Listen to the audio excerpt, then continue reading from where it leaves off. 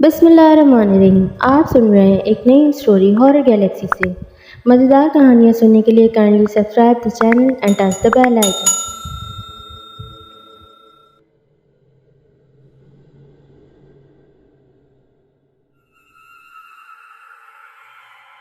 जैसे ही इसने किचन की दहलीज पर कदम रखा, वो ठिठक कर रुक गई। सामने स्लैब पर कोई अजीब सी चीज़ पड़ी थी। वो धीरे धीरे कदम उठाते आगे बढ़ी तो बेख्तियार खौफ से एक लहर इसके रगों पर में सिरायत कर गई। स्लैब पर चूल्हे के पास एक बड़े साइज की चमगादड़ बेहिस्सो हरकत पड़ी थी। उल्टे कदमों वापस किचन की दहलीज तक आई। एक हाथ सीने पर रखे वो यकटक फटी फटी आंखों से इसे देखे जा रही थी। काली सी वो बदसूरत चमगादड़ आखिर आ कहाँ से गई? किचन में रोशनदान में जाली लगी हुई थी। किचन से बाहर निकल कर इसने हर तरफ का जायजा लिया। तमाम खिड़कियां और रोशनदान जालियों से पुर थे।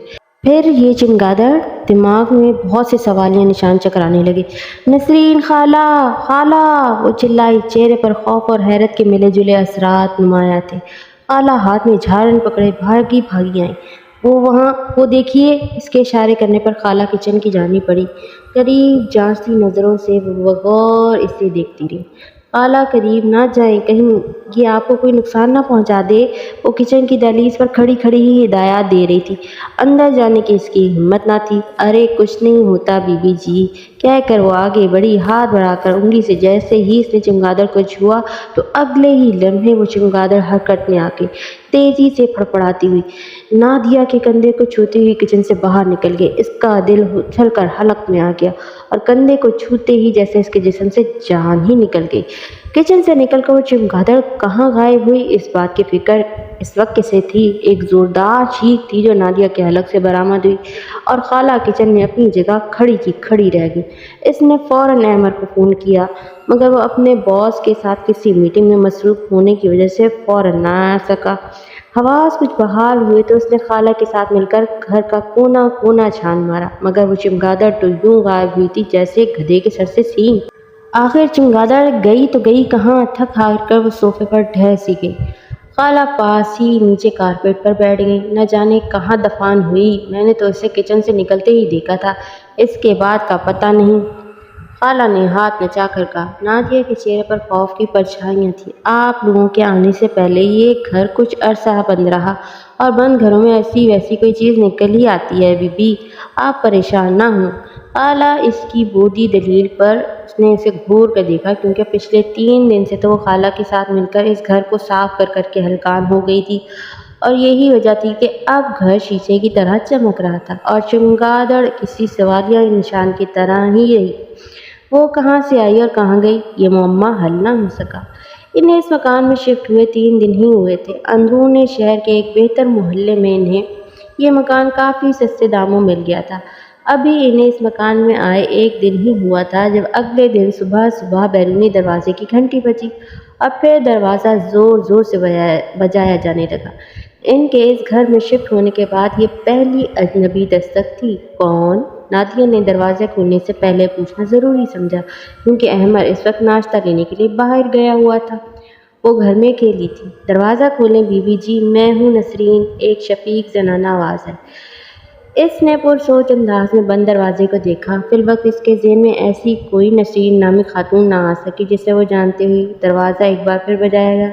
इसने थोड़ा सा दरवाज़ा खोलकर बाहर झांक कर देखा। दरमियानी उम्र की एक औरत ने नरम मुस्कुराहट इसकी तरफ उछाली और साथ ही सलाम झाड़ा। सलाम बीबी जी, मेरा नाम नसरीन है और वैसे सब मुझे खाला खाला कहते हैं। आप लोग क्या शायद यहाँ नए शिफ्ट हुए हैं।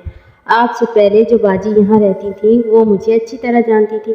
मैं इस घर में सफाई करती थी, बल्कि कपड़े बर्तन बल्कि सब कुछ। मोहल्लेदारों ने मुझे बताया कि ये घर फिर से आबाद हो गया, तो मैंने सोचा कि पूछ लूँ कि आपको घर में काम काज के लिए किसी औरत की ज़रूरत है तो मैं हाजिर हूँ।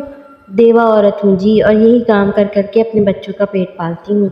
इसने एक ही सांस में अपना तारुफ करा डाला।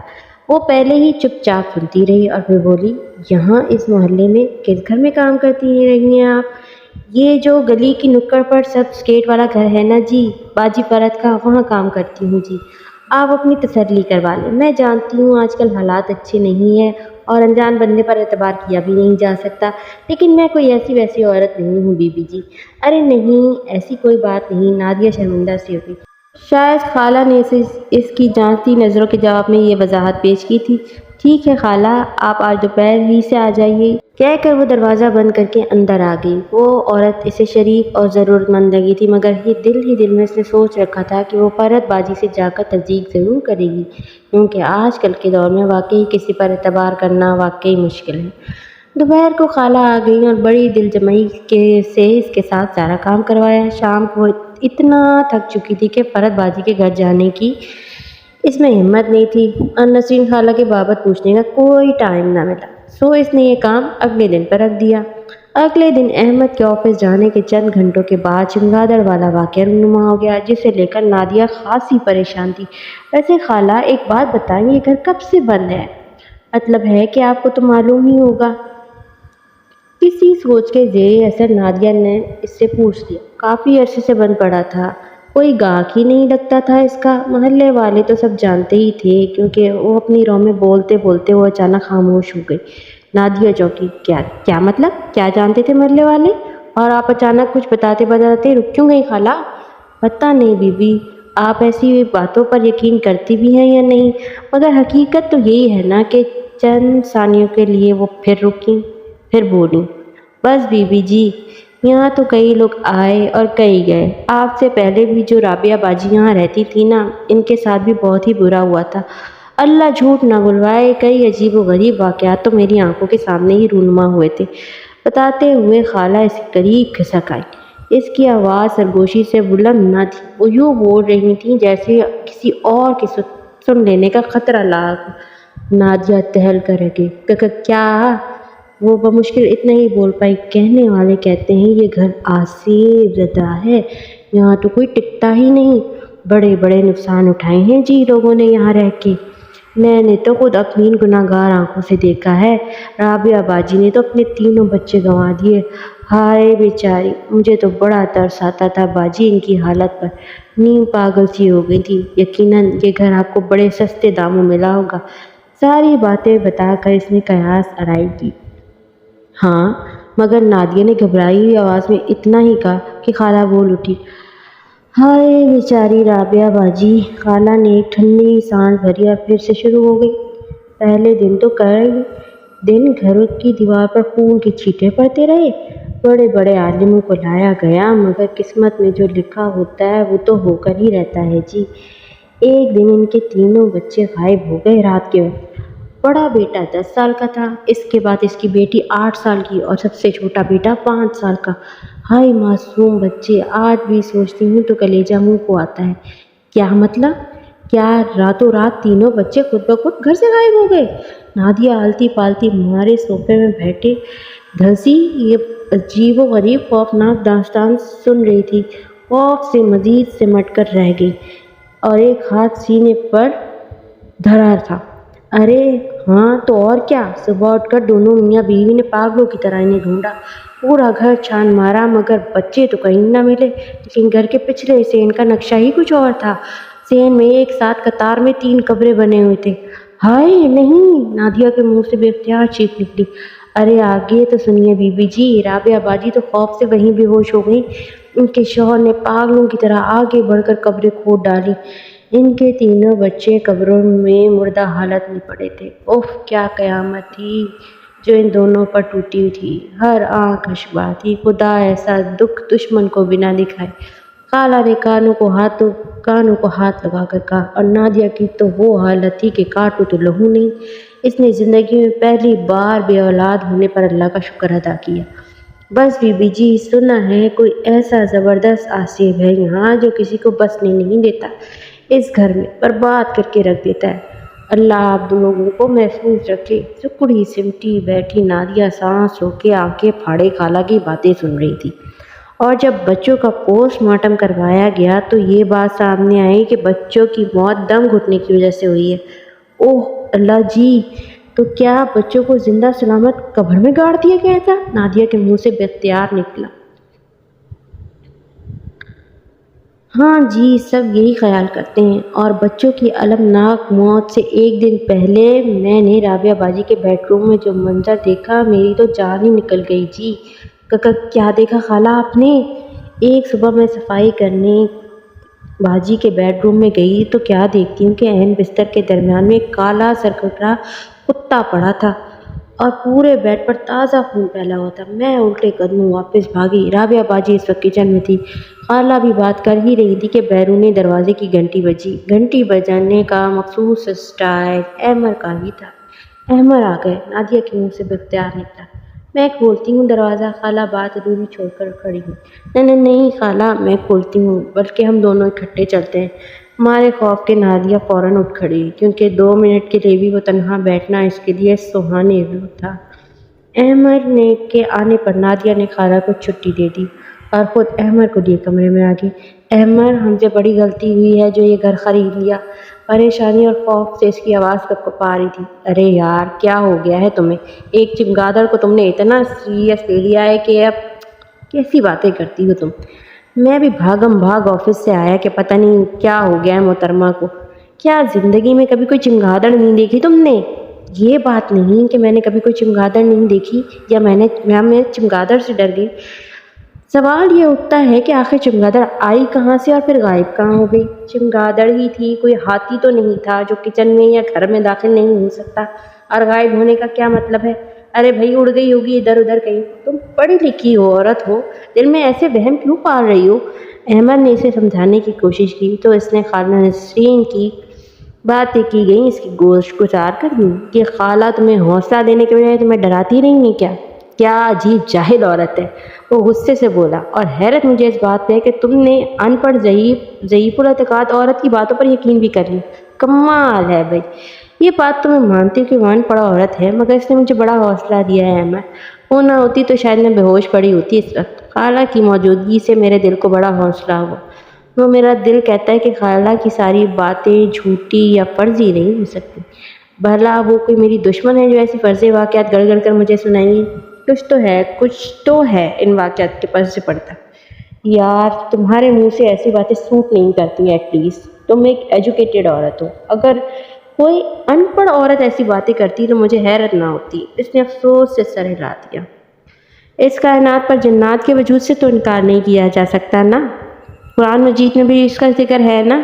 اور ایک بات آپ مجھے بتائیں کہ ہمیں یہ گھر اتنا سستا کیوں ملا؟ کیا آپ نہیں جانتے کہ اس علاقے میں زمین کا ریٹ کیا ہے؟ اور اس حساب میں تو ہمیں یہ گھر کوڑیوں کے مول ملا ہے۔ آخر کیوں؟ نادیہ، تم کیوں دو مختلف باتوں کو آپس میں گڑمٹ کر رہی ہو؟ تمہیں یاد ہوگا ڈیلر نے ہمیں بتایا بھی تھا کہ مالک مکان جلد از جلد بیرون ملک شفٹ ہونا چاہتا ہے اور اس کے پاس وقت بھی کم تھا۔ وہ جلد از جلد اپنی جائیداد فروخت کرنے کے چکر میں تھا۔ اور پلیز اب یہ سوال مت اٹھانا کہ وہ اتنی جلدی بیرون ملک کیوں جانا چاہتا تھا، کیونکہ یہ اس کا پرسنل معاملہ تھا۔ احمد کی باتوں پر نادیہ نے مزید بحث کا ارادہ ترک کر دیا، کیونکہ وہ جانتی تھی احمد اپنی ضد کا پکا ہے۔ وہ کبھی بھی سنی سنائی باتوں پر یقین نہیں کرے گا until and unless کہ وہ خود نہ دیکھ لے۔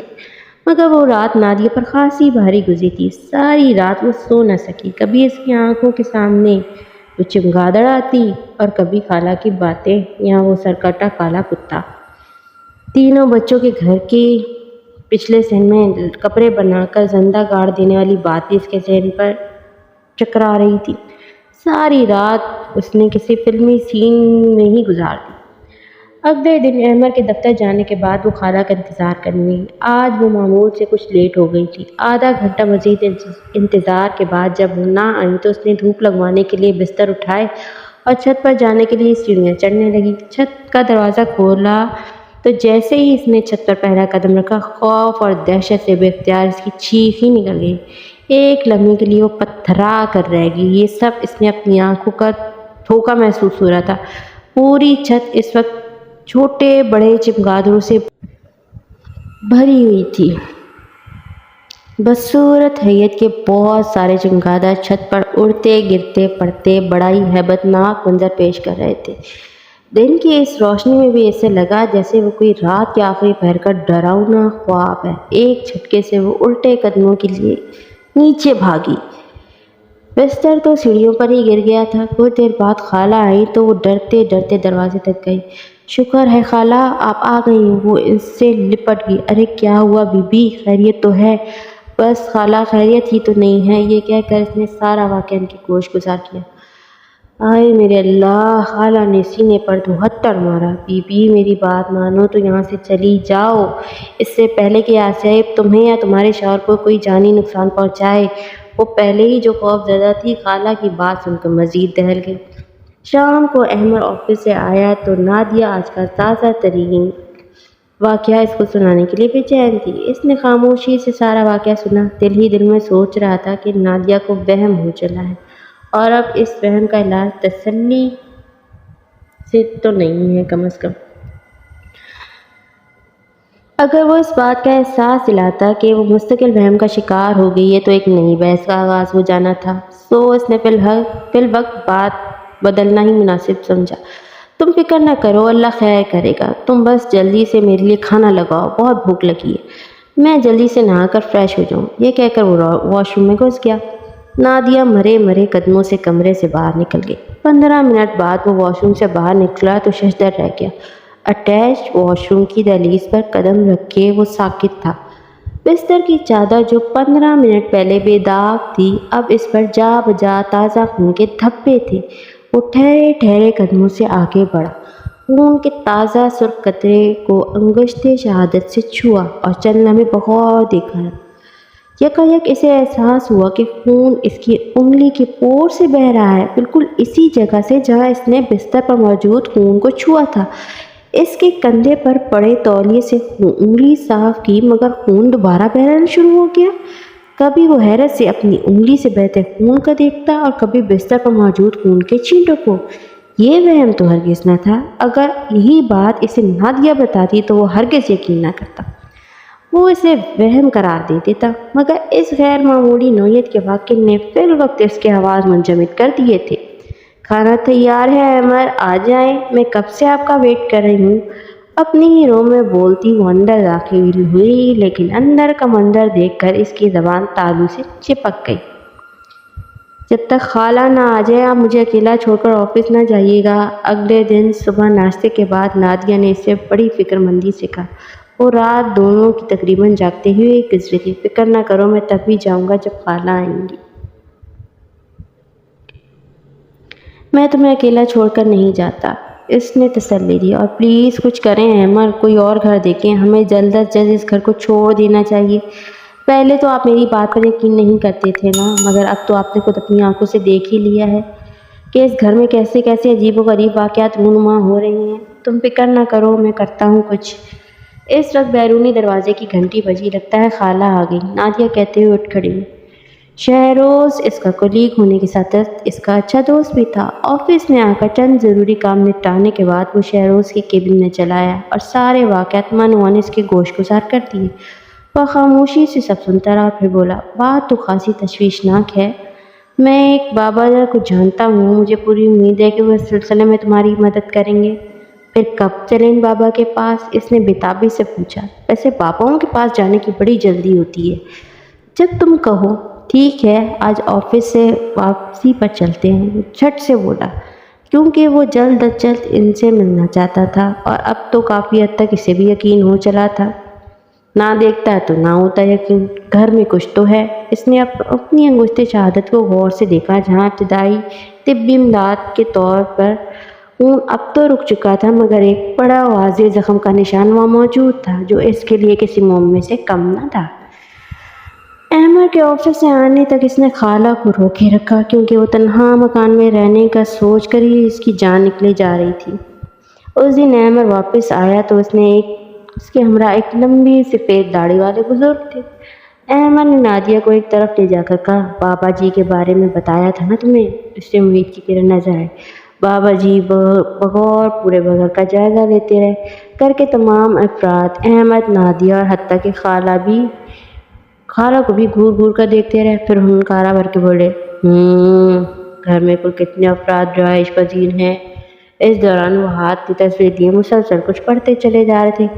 120۔ بے اختیار خالہ نسرین کے منہ سے نکلا۔ نادیہ اور احمد نے گھوم کر اس کی طرف دیکھا۔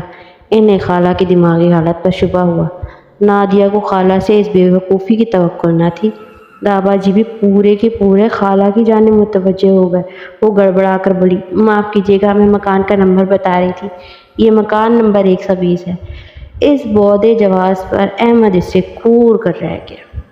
سوال گندم، جواب چنا۔ خالہ بے چینی سے پہلو بدل رہی تھی۔ بابا جی نے حسب عادت پھنکارا بھرا، پھر گھر کے در دیوار کو بغور دیکھتے ہوئے بولے، پورا کنبہ ہے، اچھی خاصی تعداد ہے بھائی۔ کیا مطلب بابا جی؟ میں سمجھا نہیں۔ وہ بابا جی کو لیے ڈرائنگ روم میں آ گیا اور نادیہ خالہ نسرین کو لیے بیڈ روم میں چلی گئی۔ سمجھا دیں گے، اتنی جلدی کائے کی ہے بابو، لیکن فی الحال اتنا ہی کہیں گے کہ اس گھر میں جنات کا بسیرا ہے اور تعداد بھی اچھی خاصی ہے۔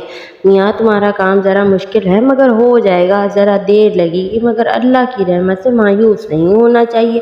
تم کل آنا میرے پاس، ہم کچھ تعویذات دیں گے اور ساری تفصیل بھی بتا دیں گے، اور جتنا زیادہ ہو سکے گھر میں قرآن کی تلاوت کیا کرو اور بآواز بلند، مصیبتوں سے بچے رہو گے۔ اچھا بھائی، فی الحال تو ہم چلتے ہیں، ہمیں اجازت دو۔ وہ اٹھ کھڑے ہوئے۔ اور ہاں میاں، ایک بات اور۔ وہ جاتے جاتے رکے، پلٹے، پھر بولے، گھر کے تمام افراد پر کڑی نظر رکھنا۔ یہ آخری بات اس کی سمجھ سے بالا تر تھی۔ ان کی اس بات کا آخر کیا مطلب تھا اور گھر میں افراد ہی کتنے تھے؟ وہ سخت الجھن کا شکار ہو گیا۔ اگلا دن بڑا عجیب تھا۔ وہ آفس کے بعد فوراً بابا جی کی طرف بھاگا، مگر وہاں پہنچ کر اس کی حیرت کی انتہا ہی نہ رہی جب اسے یہ معلوم ہوا کہ بابا جی آج ہی حرکتِ قلب بند ہو جانے کی وجہ سے انتقال پر ملال فرما گئے ہیں۔ اس نے اس وقت شہروز کو کال کر کے یہ اطلاع دی۔ وہ بھی حیران رہ گیا۔ اس بات نے احمد کو ہلا کر رکھ دیا تھا۔ اچھے بھلے چنگے بابا جی، جنہیں وہ کل رات اپنے ساتھ گھر لے کر گیا تھا، آج اس دنیا میں ہی نہ رہے تھے۔ بہت سے راز وہ اپنے سینے میں لیے ہی دنیا سے کوچ کر گئے۔ انہوں نے آج ہی تعویذ دینے کے ساتھ ساتھ بہت سے باتیں بھی بتانے کی کہی تھی، مگر قدرت کو کچھ اور ہی منظور تھا، اور ان کے گھر کے افراد پر نظر رکھنے والی بات نے تو اسے خاصا بے چین کیے رکھا تھا۔ اسے یقین تھا کہ آج یہ عقدہ بھی کھل ہی جائے گا، مگر اس کی تو نوبت ہی نہ آئی۔ بے حد رنجیدہ وہ واپس گھر آ گیا۔ کیا بات ہے؟ خالہ جلدی چلی گئی کیا آج گھر پر؟ نادیہ کو اکیلا دیکھ کر اس نے استفسار کیا۔ ہاں، ان کو کوئی کام تھا، میں نے بہت روکا مگر وہ بڑی منت سماجت کر رہی تھی۔ اچھا، سب ٹھیک ہے نا گھر میں؟ اس نے مخصوص لہجے میں پوچھا تھا۔ ہاں، اب تک تو ٹھیک ہی ہے۔ ایک بری خبر ہے۔ کیا؟ بابا جی انتقال کر گئے؟ کیا؟ یہ کیسے ہو سکتا ہے؟ ابھی کل تو وہ بھونچکتی رہ گئی۔ امید کی ایک کرن جو بابا جی کی صورت میں اس کے سامنے آئی تھی، اب وہ بھی ختم ہو کے رہ گئی۔ اب کیا ہوگا؟ اس نے کہا۔ اللہ خیر کرے گا، وہ مالک ہے، کوئی نہ کوئی راستہ ضرور نکال دے گا۔ احمد نے اسے حسب معمول تسلی دی، مگر نادیہ کی پریشانی میں رتی برابر بھی فرق نہ آیا۔ اگلے 2 دن خالہ نسرین غائب تھی۔ وہ دونوں حیران تھے، آخر وہ بغیر اطلاع کے کہاں گئیں تو گئی کہاں؟ وہ دن دونوں پر خاصے بھاری تھے۔ احمد خوب تسلیاں دینے کے بعد بڑی دیر سے آفس جاتا اور پھر بھاگم بھاگ شام سے پہلے گھر واپس آ جاتا۔ دن کا وہ حصہ نادیہ کے لیے بڑی اذیت سے گزارتی۔ ہر دم دھڑکا سا لگا رہتا، خوف کے سائے منڈلاتے رہتے۔ اوپر سے ہر روز کوئی نہ کوئی غیر معمولی واقعہ ہونا بھی گویا لازم ہی تھا۔ کبھی چھت سے کسی کے بھاگنے دوڑنے کی آوازیں آتی، کبھی کمرے کی کھڑکی سے کوئی چمگادڑوں کے پڑپڑانے کی آوازیں آتی، اور یوں لگتا جیسے بہت سے چمگادڑ کمرے کی کھڑکیوں سے اندھا دھند ٹکرے مار رہے۔ کبھی پچھلے صحن سے بہت سی عورتوں کے کہکے لگانے کی آوازیں سنائی دیتی۔ زر چہرہ لیے وہ خوف سے کانپتی رہی۔ ہر رات کو ان کے بیڈ پر خون سے چھینٹیں پڑنا تو گویا معمول کی سی بات ہو گئی تھی۔ دونوں کی زندگی اجیرن ہو گئی۔ تیسرے دن اس کے اعصاب جواب دے گئے، برداشت کی ہمت ختم ہو گئی۔ اسے یاد آیا کہ خالہ نے بتایا تھا وہ گلی کی نکڑ پر فرحت باجی کے گھر بھی کام کرتی ہیں۔ گھر میں ہونے والے پراسرار واقعات میں پھنس کر اس کا دماغ ایسا معاف ہوا کہ وہ اب تک ان کے گھر بھی نہ جا سکی۔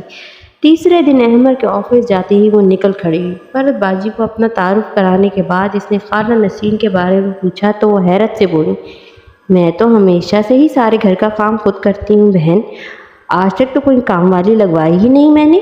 کیا؟ وہ ششدر رہ گئی۔ تو کیا آپ کسی خالہ نسرین کو نہیں جانتی؟ نہیں تو میں نے تو کبھی یہ نام بھی نہیں سنا۔ اس محلے میں تو اس نام کی کوئی عورت ہے ہی نہیں۔ میں جو 2-3 عورتیں مختلف گھروں میں کام کرتی ہیں ان کو تو میں جانتی ہوں، اور مجھے تو اس محلے میں رہتے ہوئے 15 سال سے زیادہ کا عرصہ ہو گیا ہے۔ فرحت باجی کی باتیں سن کر اس کے پیروں تلے سے زمین نکل گئی۔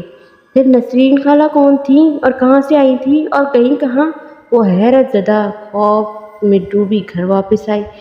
اس وقت وہ اتنی حواس باختہ تھی کہ بیرونی دروازہ لاک کرنے کا بھی ہوش نہ رہا۔ اندر داخل ہوتے ہی اس کے قدم جیسے زمین نے جکڑ لی۔ اسے یوں لگا کہ جیسے وہ پتھر کی ہو گئی۔ لانچ میں بیٹھی ہوئی صوفے پر خالہ نسرین براجمان تھی۔ وہ حیران تھی۔ اول تو خالہ نے کبھی اتنی جرأت ہی نہ کی تھی کہ صوفے پر اتنے طمطراق سے براجمان ہو۔ دوسرا سوال یہ اٹھتا تھا کہ خالہ اندر کیسے آئیں، جبکہ وہ بیرونی دروازہ تو لاک کر کے فرحت باجی کے گھر گئی تھی۔ خالہ آپ اندر کیسے؟ بمشکل وہ اتنا ہی بول پائے۔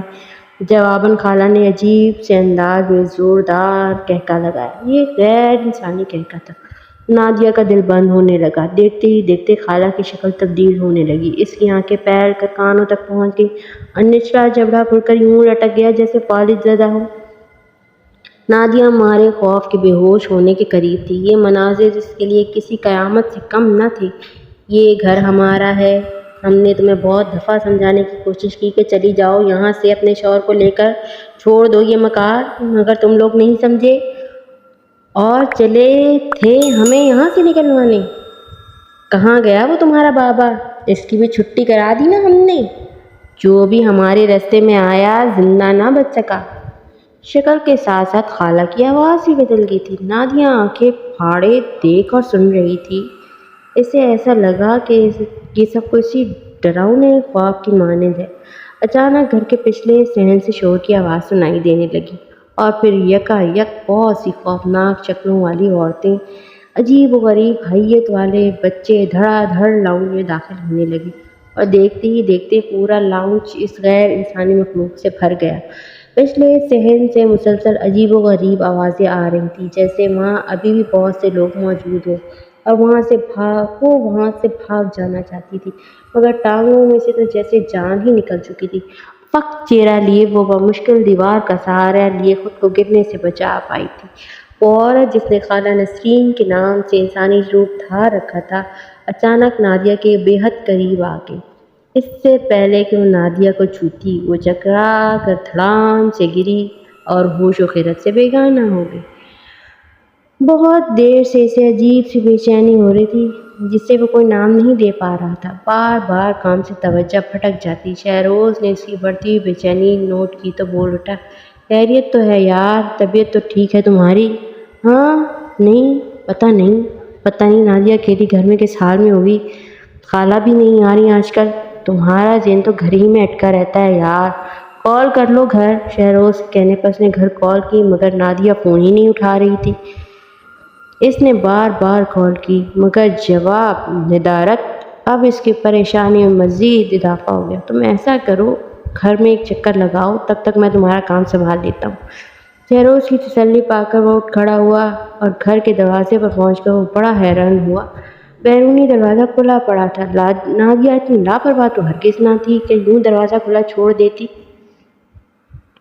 انہونی کا احساس ہوا تو وہ کھلا گیٹ پا کر اندر بھاگتے ہوئے داخل ہوا۔ اندر سے آنے والی عجیب و غریب آوازوں نے اسے تیز چلنے پر مجبور کر دیا۔ دروازہ کھول کر وہ لاؤنج میں داخل ہوا تو اندر کا منظر دیکھ کر اس کی گگی بن گئی، مگر پھر نادیہ کو اس غیر انسانی مخلوق کے ہاتھوں میں دیکھتے ہی اس نے ہوش کے ناخن لیے۔ اپنے خوف پر قابو پانے کی کوشش کی تو اسے بابا جی کی بات یاد آ گئی۔ آنکھیں بند کر کے اس نے با آواز بلند قرآنی